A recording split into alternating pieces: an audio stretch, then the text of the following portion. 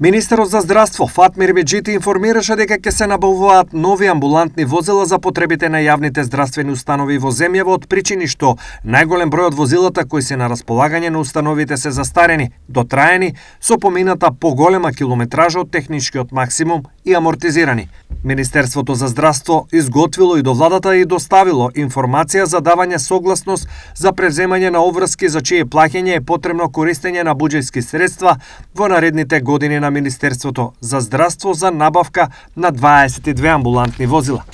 Овие возила ќе имаат надоградена медицинска опрема за потребите на установите во државата, врз основа на која владата даде согласност за набавка на 22 амбулантни возила со надградена медицинска опрема, согласно изводок од нацрт-записникот од 180-та владина седница одржана на 22 август 2023 година, се вели во соопштението.